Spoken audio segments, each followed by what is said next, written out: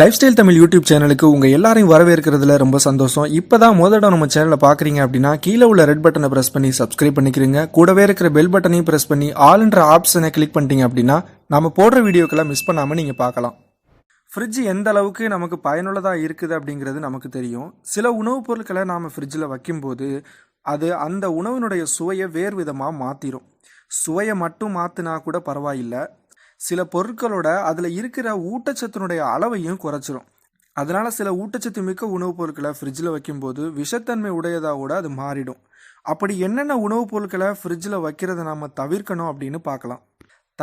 தக்காளியை ஃப்ரிட்ஜில் வைக்கவே கூடாது. அப்படி வச்சா அதனுடைய இயல்பான பொலிவை இழப்பதோட உள்ளுக்குள்ளே இருக்கக்கூடிய நீர்ச்சத்துக்கள் முழுக்க உறிஞ்சப்பட்டு வெறும் சதை மட்டுமே சக்கையாக உங்களுக்கு கிடைக்கும். அதனால திறந்த ஒரு காய்கறி கூட அல்லது பாத்திரத்தில் போட்டு ஜன்னலுக்கு அருகில் வச்சாலே போதும். அந்த மாதிரி வைக்கும்போது தக்காளி ஃப்ரெஷ்ஷாகவும் அதே சமயம் அதிக ஜூஸ் கிடைக்கும்படியும் இருக்கும். உருளைக்கிழங்கை ஃப்ரிட்ஜில் வச்சா அதில் இருக்கக்கூடிய அந்த ஸ்டார்ச்சு முழுமையாக வெளியேறிடும். ஃப்ரிட்ஜில் வச்சதுக்கப்புறம் எடுத்து சமைச்சோம் அப்படின்னா வெறும் சக்கை தான் நமக்கு கிடைக்கும். அதனால் சாதாரண அறையில் சாதாரண வெப்பநிலையில் ரூம் டெம்பரேச்சர்லேயே ஒரு கூடையிலோ அல்லது நியூஸ் பேப்பர் போட்டோ விரித்து வச்சாலே போதுமானது. வெங்காயத்தை ஃப்ரிட்ஜில் கட்டாயம் நீங்கள் வைக்கணும்னு நினச்சிங்கன்னா ஒரு ரீசீலபிள் கவருக்குள்ளே பிளாஸ்டிக் பையில் போட்டு காய்கறி வைக்கக்கூடிய ட்ரேயில் வச்சுருங்க.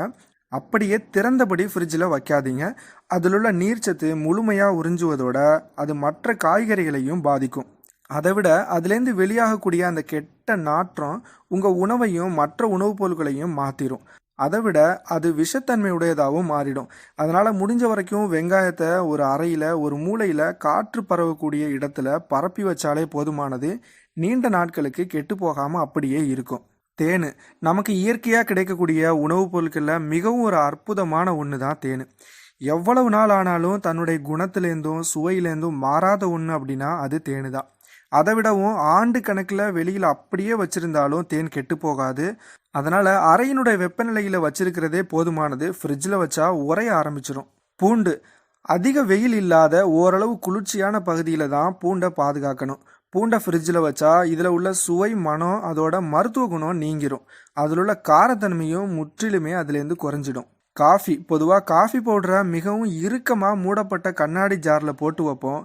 அப்படி மூடிய பாட்டிலை சில பேர் ஃப்ரிட்ஜில் வச்சு பயன்படுத்துவாங்க. அது காஃபி கொட்டையாக இருந்தாலும் சரி, பவுடராக இருந்தாலும் சரி, ஃப்ரிட்ஜில் வைக்காதீங்க. பொதுவாக பேக்கரி தொழிலில் உள்ள நிபுணர்கள் பிரெட்டை ஃப்ரிட்ஜில் வைக்கிறது சரி அப்படின்னு ஒருபோதும் ஏற்றுக்கிற மாட்டாங்க. குறைந்த வெப்பநிலை கொண்ட இடத்துல பிரெட்டை ஸ்டோர் செஞ்சு வச்சா அது நமத்து போயிடும். அதில் உள்ள சுவையும் நீங்கி சக்கை போல மாறிடும். ஆப்பிளை பொறுத்த வரைக்கும் ரூம் டெம்பரேச்சரில் வச்சுருந்தா மட்டும்தான் அது இனிப்பாகவும் ஜூஸியாகவும் இருக்கும். ஆப்பிளை ஃப்ரிட்ஜில் வச்சுட்டு சாப்பிட்டீங்க அப்படின்னா அதில் உள்ள ஊட்டச்சத்துக்கள் குறைஞ்சி போகிறதோட அது சக்கை போல் மாறிடும். நீர்ச்சத்து முழுவதும் உறிஞ்சப்பட்டு தோல் வறட்சி அடைஞ்சிரும். இந்த வீடியோ பார்த்ததுக்கப்புறம் எதை ஃப்ரிட்ஜில் வைக்கலாம், எதை வைக்க வேணாம் அப்படின்னு நீங்களே முடிவு பண்ணிக்கிறீங்க. இந்த தகவல் உங்களுக்கு பயனுள்ளதாக இருந்திருக்கும்னு நினைக்கிறேன். இந்த தகவல் பற்றின கருத்துக்களை மறக்காமல் கமெண்ட் பாக்ஸில் தெரியப்படுத்துங்க. இந்த வீடியோ பிடிச்சிருந்தா லைக் பண்ணிவிட்டு ஷேர் பண்ண மறந்துடாதீங்க.